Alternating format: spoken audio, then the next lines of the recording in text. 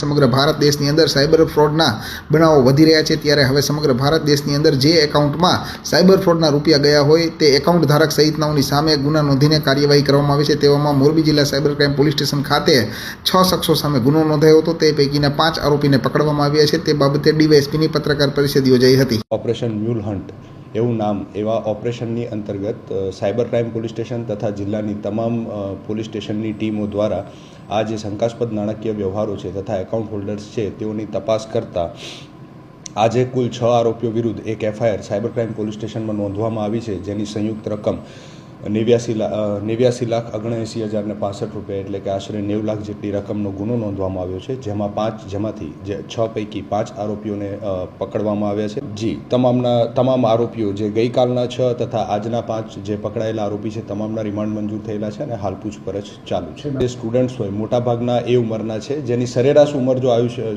ઉંમર જો કહેવામાં આવે તો 25 થી 27 વર્ષની આસપાસ છે।